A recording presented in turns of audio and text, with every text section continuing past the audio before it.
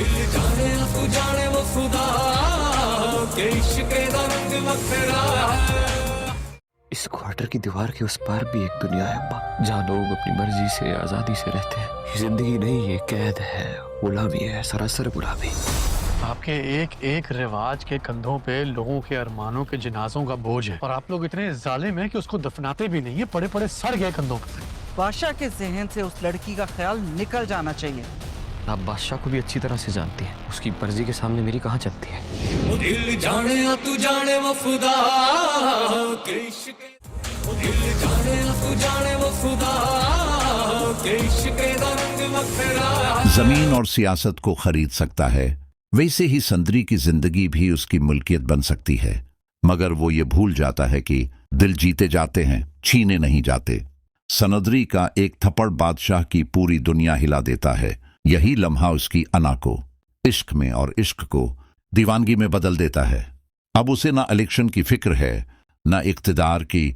उसकी दुनिया सिर्फ संदरी बन चुकी है, संदरी की खामोश बगावत। संदरी इस किस्त में एक कमजोर लड़की नहीं, बल्कि एक मजबूत, बावकार और खुददार औरत के तौर पर सामने आती है।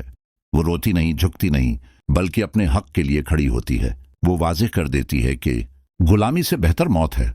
संदरी की आंखों में खौफ नहीं, बल्कि वो चमक है जो बड़े बड़े तख्त हिला देती है।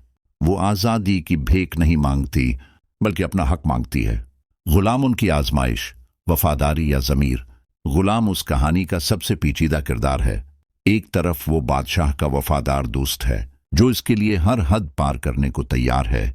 दूसरी तरफ वो एक डॉक्टर है जिसका ज़मीर उसे जुल्म के खिलाफ खड़ा होने का एहसास दिलाता है।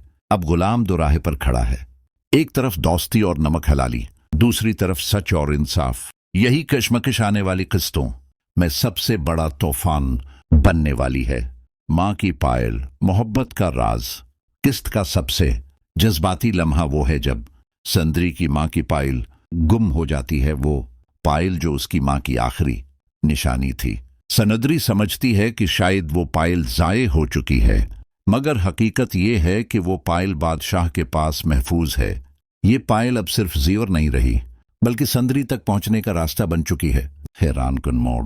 कहानी उस वक्त चौंका देती है जब सनदरी के घर वाले बादशाह का रिश्ता लेकर आते हैं, और संदरी जो कल तक इससे नफरत करती थी, आज इस रिश्ते पर खामोश मुस्कुराहट के साथ रजामंदी जाहिर करती है।